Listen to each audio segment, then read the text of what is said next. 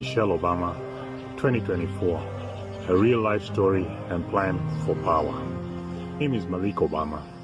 I am speaking to you today from my hometown, Nyangoma Kogelo in Kenya. I'm the brother of former President Barack Obama, who was named after my father, Barack Obama. You have probably seen pictures of me online at Barack and Michelle's wedding in 1992. I was the best man. In fact, I've learned things from him about my brother Barack that I had never imagined. Joel told me about his research into Michelle Obama's life story and her political plans about a year ago. I told him I would be very interested to see this movie and hoped he would proceed. In fact, Joel did succeed. His book and film of the same name, Michelle Obama, 2024, her real-life story and plan for power, are being released today. You will realize that very little of what Michelle Obama has represented about her life story is actually true. Like me, you are going to learn a lot. It's very important because Joel makes the case that Michelle is running for president in 2024, and she has a good chance to win. Hey, is Michelle Obama a dude? Listen, I'm not allowed to talk about these things because, right, you get called a conspiracy theorist by the mainstream media. But I will say, have you ever seen a picture of her pregnant? Just kidding. That's it. But I will say, have you ever seen a picture of her pregnant? Just kidding. That's it. I haven't, but you know. I do a video because normally when I do these, something will come to me and I'll do it, and I've had a lot of that happen in the last few weeks, but just because I've been training like 4 times a day, and by the time I'm done at the end of the day, I just want to like today I just got a massage and then have dinner and go to bed, and yeah, it's been, I was actually thinking about doing a YouTube live. I might do it next week because I just haven't got time to like crop and edit and put videos together. But anyway, yeah, so I'm still over in Thailand. I got another month on my visa. I went down and got another month. I've just loved the routine and just like full dedication to your body, like from the moment you wake up to the moment you go to bed. And yeah, like the training, especially the first week's like really hard, but you get into a flow and it's like, it's fucking super addictive, and like my body's in freaking I'm in crazy good shape at the moment. I do have pants on. Yeah, and it's like, it's kind of that being like feeling like really strong in your body is like, it's I can understand why people get addicted to exercise, and obviously I'm in a pretty privileged position where I don't have many many responsibilities in my life. So it's like just a cool little, what would you call it? Like a little short-term goal to like just do 2 months hardcore training and just see like how much your body can transform. Is no metric that is more highly associated with living a long life. Just this is purely based on length of life. There's no metric anywhere in the medical literature that's more highly correlated with this than having a high VO2 max. VO2 max is a measure of your peak cardiorespiratory fitness. But the second most highly correlated metric of length of life is a composite metric of strength and muscle mass. So in other words, why people always ask me, why is it so important? I think it's important because those things are remarkable integral functions.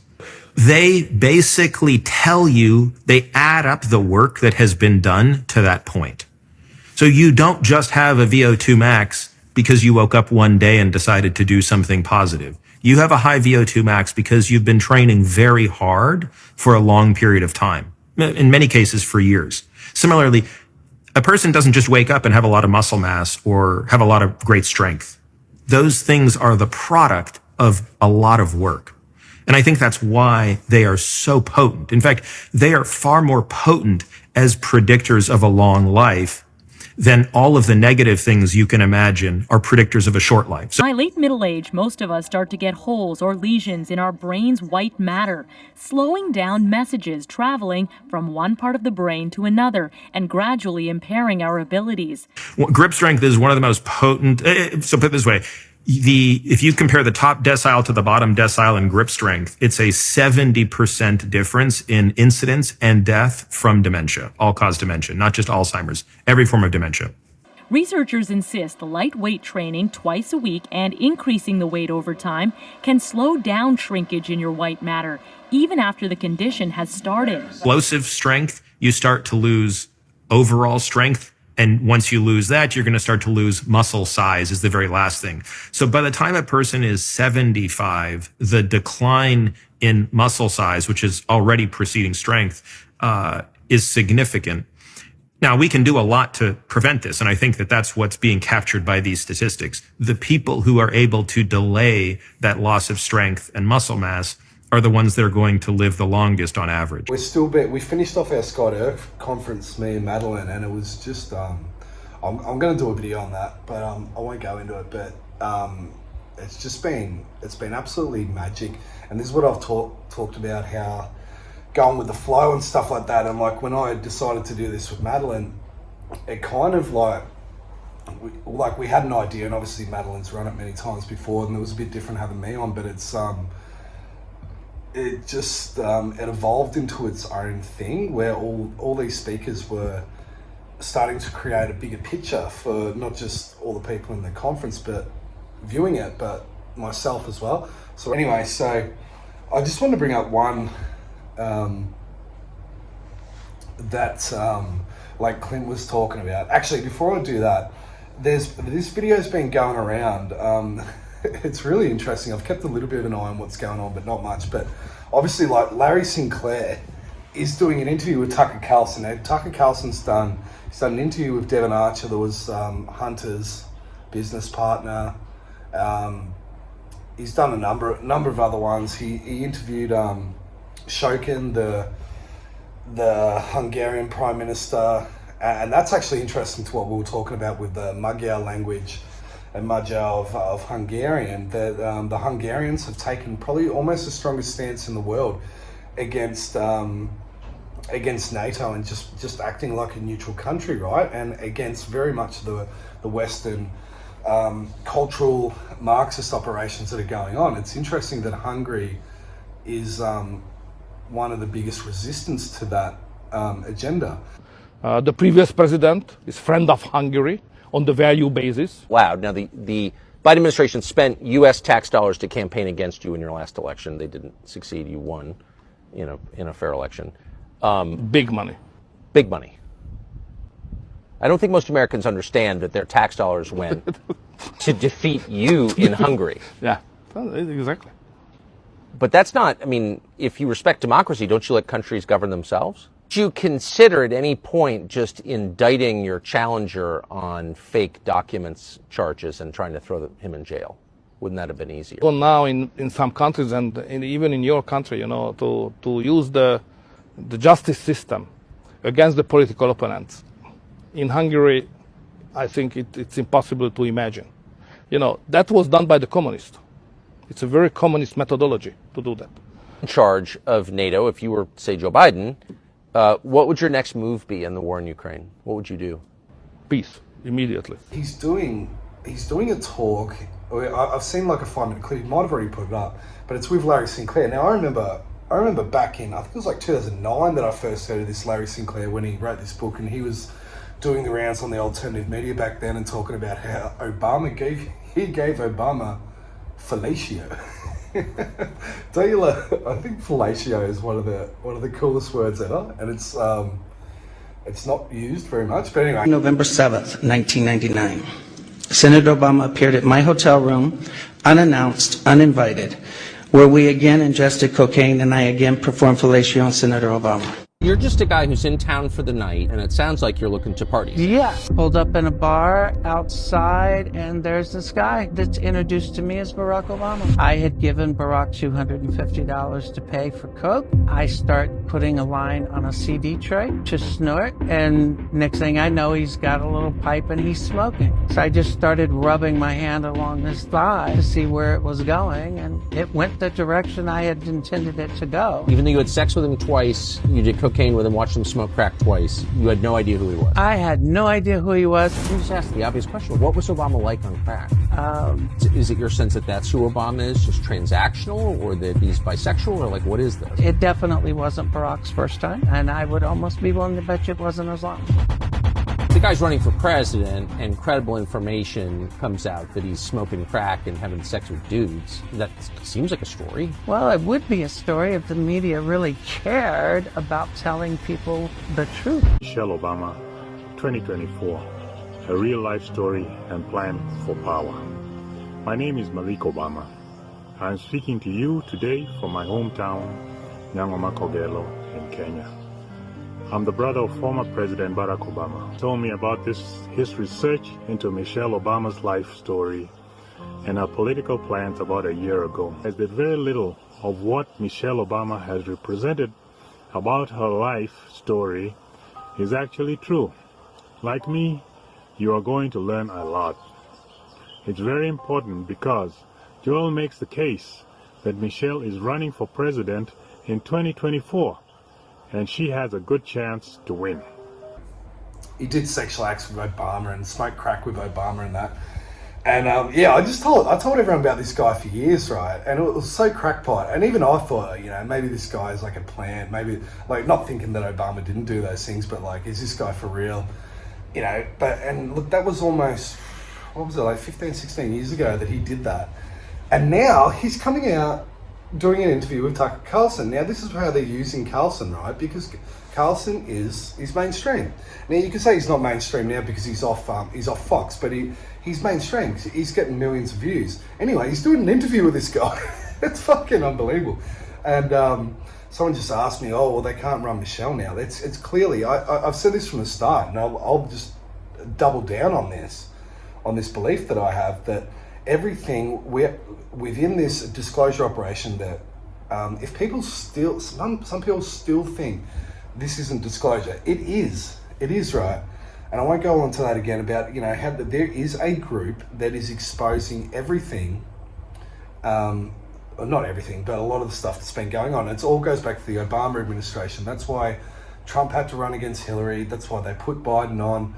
That's why there's all these previous Obama people and like Victoria Nuland and all these people that have come back into the administration. They got Janet Yellen. They've appointed all these people. So it would just make sense that they have Michelle that would run next, because it's all about exposing the Obama administration. Not that they are the beacon of where this agenda is coming from, but they are the public awareness of the average person to put a figure and a face on this agenda. And what they're going to do with that, you know, you can't put a face on this agenda of those that are in the hidden. You have to put people that are in the public, that the public's aware of.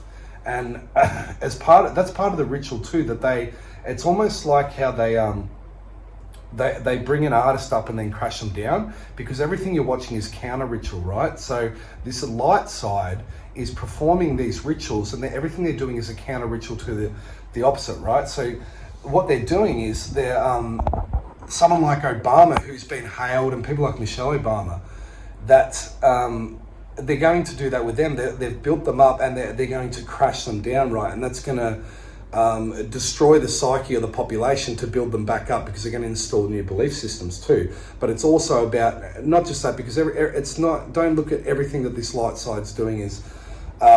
It's for a greater agenda, because there's aspects of that, but there's aspects that aren't, right? And what it's doing is it's bringing people back to morality. And this is where I've said this is where people need to be aware that when we're coming back to morality, know where your morality is and what the morality is that they want to bring you to. And like we saw this with Roe v. Wade and all these other things that are happening with the transgender stuff, it's all about inducing the public into the idea that we're living immoral and living against natural law for so long. And going to natural law too, we had Clint on talking to us, right? And Clint's we spoke to him about consumption of animal meat and all this sort of stuff too. And he says within their culture, their belief is, like within reincarnation, that is when you consume the animal, right, you consume the spirit of the animal. And he says that he's reincarnated from the kangaroo because he consumed the kangaroo. I can't remember, but anyway, through the consumption of the kangaroo, that you take in the spirit. Now this makes perfect sense to me, right? If you're looking at how, and I'm against factory farming and all that stuff, but to consume meat, that animal has incarnated to be consumed, right? And by you doing that, this is what he said, that animal then being consumed by the human, then it's able to jump and evolve and have the chance at a human life. Now, if you look at what's been said about satanic rituals before, because right, they always mimic natural law and the natural cycles.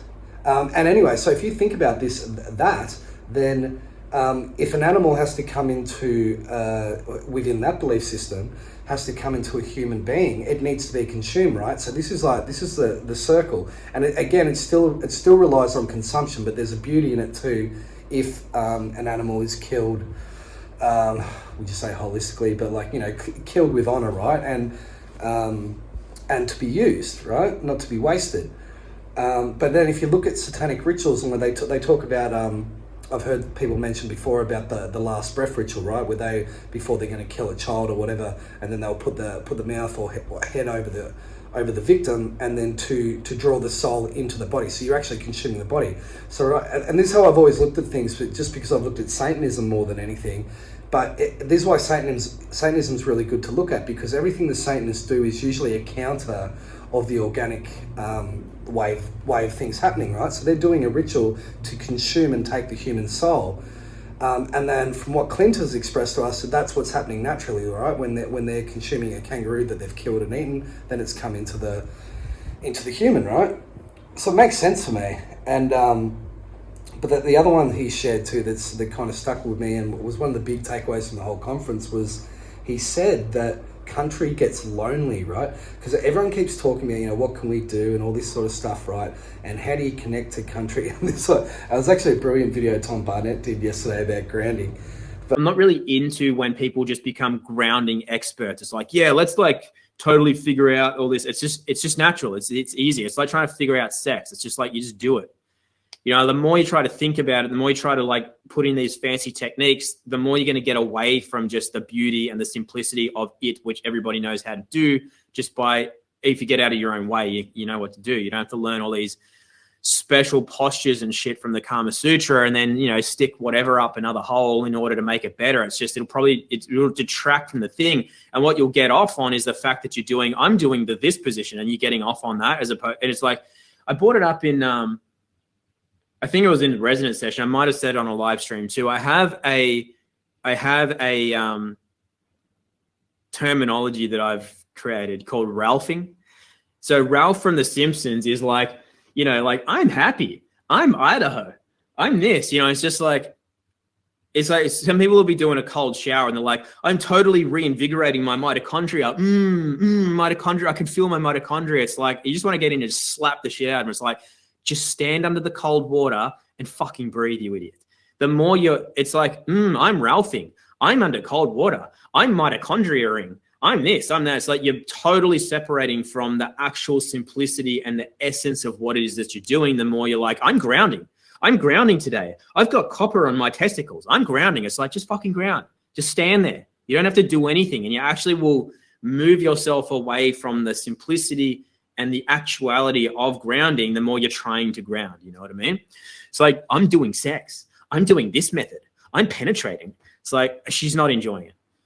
Yeah. More people that started coming out into his country, he started noticing that things were flourishing more, right? And that the country was talking to him more because people are going out into country. And we still have this disconnect that we are a civilized being and then there's the natural world, right? And that we aren't part of that. But what he's saying is that nature and country gets lonely when the humans aren't on it. And then look at this synthetic artificial agenda, right?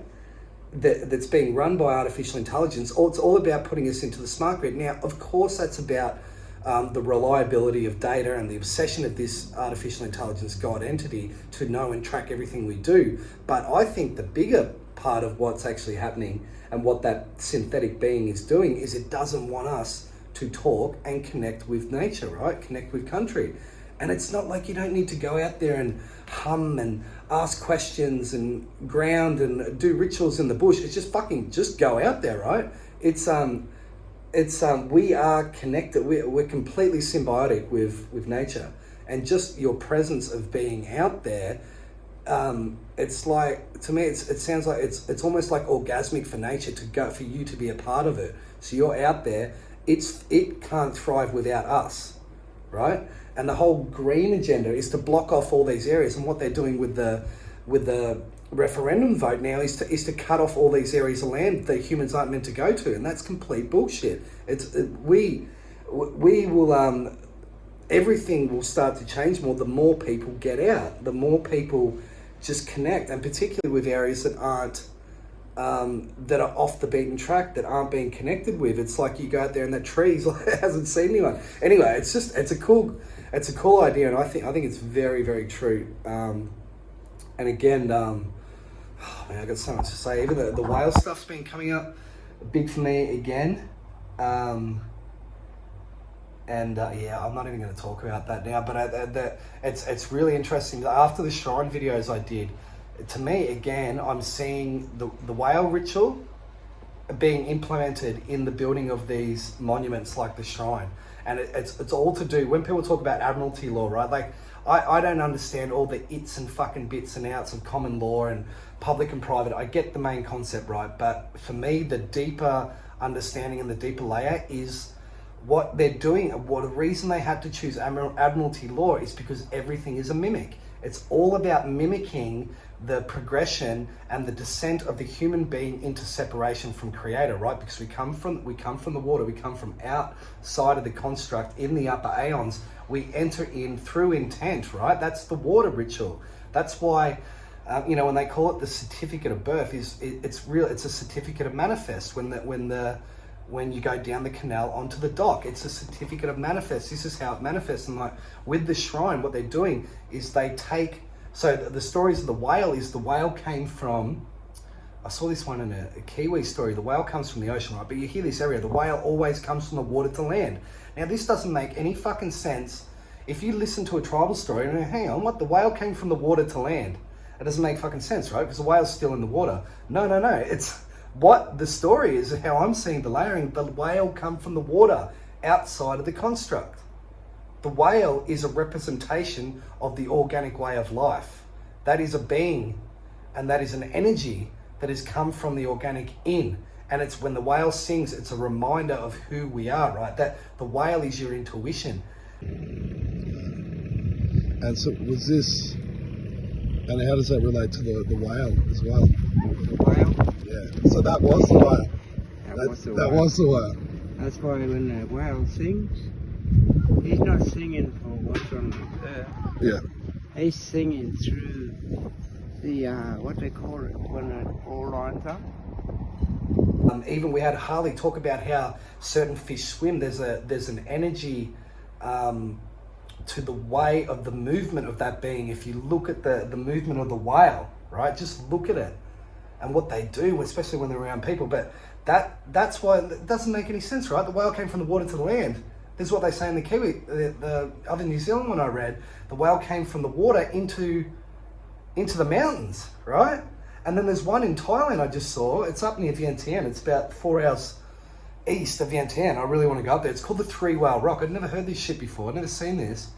And it's the same story, right? It's the whale came from the water and became the trees and the rocks in the mountains. So if you look at the shrine, what they've done with the shrine, and what Nikki pointed out with this goddess Magna Mater, that they take from the mountain and insert into land, right? And they do it like, particularly in with the shrine, it's 4 sides, which is foundation. So they've made manifest from the mountain. They've done the opposite. They've gone mountain to land, and if you look at the shrine, it's a birthing canal. It's a birthing ritual with the light, to bring the light of Apollo or Lucifer or whatever into that construct, which I think is a portal. So can you see how when you start understanding the layers of this, how they do it, it's fucking unbelievable. This was a big aha for me, right? So we come from the water to manifest into physical reality, and they're doing the opposite. They're coming from the land, it comes from the mountains to build, because all these monuments, right, they're built from the granite, from the structure. They take the structure from the mountain to manifest into a birth canal. Complete opposite. It's the same with what is it called, the war memorial, whatever it is in Canberra. Go have a look at that one, right? It has got the canal. It's got the woman dome at the top. It's got the water inside the war memorial in Canberra, which is the water with inside the woman, and then they insert the flame in the water. They insert the artificial intelligence, the synthetic grid into the natural construct. It's the story of the whale, right? It's all the whale. So anyway, I'm starting to understand. This is what I've got from this course too, that you fucking, as soon as you think you understand something, and like you do, you get it on this level. And then, but you can't be dogmatic and go, I've got it, right? Because there's and you do get it, you fully understand it, right? But there's another layer. It's the same story, but there's another layer when you understand it and you feel it from the heart. But then there's another layer, and there's another layer. And it's like they all kind of converge. And this is why you'll see with like a lot of the common law types, and Tom Barnett's an exception to this because he's very balanced on right and left hemisphere, but a lot of the common law types are very rigid left brain. I'm not saying there's nothing wrong with that, and everything they say is correct, right? But they get one layer, maybe a couple, right? And not all of them, but I've seen this in so many. And then they're so rigid on the wording and the genesis of where it comes from, blah, blah, blah, blah. And if you get it, then you start understanding more and more and more and more layers, right?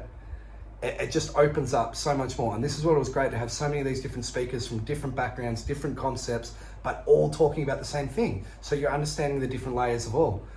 Anyway, I've gone on a fucking rant, but yeah, I don't know if anyone get anything out of that, but I don't know, this, yeah, I think like, so I've got Jupiter in my sign, and also Jupiter's gone to the retrograde too. So for me, this is, as Taurus, it's everything about my belief systems is going to be challenged within like even the next 3 or 4 months or more. And so I'm very much, I'm taking a lot in at the moment and not talking as much because I've gone through a bit of this process of like, yeah, I don't know how much, I've actually been quite arrogant and naive a little bit on some of my belief systems. And even the stuff when I'm talking about the synthetic and artificial intelligence and God and all those things too, I don't want people to think that I've formed into dogmatic beliefs on that, right? And it's been great to listen to all these different perspectives because it just opens you up. But anyway, that's our one. So like Melissa's course, yeah, it's in October. I think I'm going to do it too. And I want to encourage people to sort of join us now and start training up now so that when that happens, we're ready. So it's a soft landing, so you know how to look after your families and help other people. Oil mums who know a lot about health just from what they've researched and what they've learned. A lot of these people know more than a lot of your straight 180 medical professionals anyway. So they're really receptive to it. It's not insanely hard. It is so interesting. And then they can go forward and practice. Now, a lot of them will eventually want to keep studying more to learn about more classical chronic case presentations. So your eczema, your asthma, your endometriosis, your, big, deep things, but it's really good for making an income. And so if anybody wants, I would say it is the best job in the world, hands down. It is flexible. I work with people all around the world. So I'm like literally Bosnia, the Middle East, Lebanon. I send my remedies because they're only a small bottle, cheap shipping, and we have a massive shortage of homeopaths. So anybody who loves health, and psychology and vibration, and they want to understand how certain traumas can sort of lodge into people's bodies and cause disease pathology. I ran into, check this shit out, this is really cool. So I'm sitting down having a conversation in this little cafe in Thailand with this guy, and he's got kind of similar beliefs to me. So anyway, we're talking about bifidobacteria and gut health and all this sort of stuff and vaccines and blah blah blah blah blah. We're talking for about 10 minutes, and this girl pipes in. She's like, I'm sorry, I have to jump in. Like, she's like, I've had autoimmune problems, blah blah blah, and now she's like a natural, she is naturopath or whatever, and she goes, oh my god, like, anyway, so I started talking to her, and then she ended up watching like the thing that I did with Melissa, and she's going to do Melissa's course. So it's like, it's just such an example of like when you literally bring what you believe, right, or what you know, and verbalize it, you never know who's going to hear it, right? And I might even do an interview with this chick. I think she's Dutch or German. She's really cool. So yeah, I'll be doing that, and then so I'll put a link to Melissa's course too for those who want to do it. And I've got a discount code. You just got to type Dale. And this, it might even be a bit of a career change for me. I'd like to be a homeopath, but we'll see how we go. And then I'm doing, I think it's October 22nd. I'm doing the Apocalupso event in far north Queensland. Tom Barnett's going to be there as well, and others. So I'm going to start, when I get back to Australia, I'll start heading up far north Queensland. So yeah, if anyone's going up there, that'd be sick. And the homies got their money right. The homies going out tonight. The homies might have to fight. Now what you wanna do? Now what you wanna do? Now what you wanna do?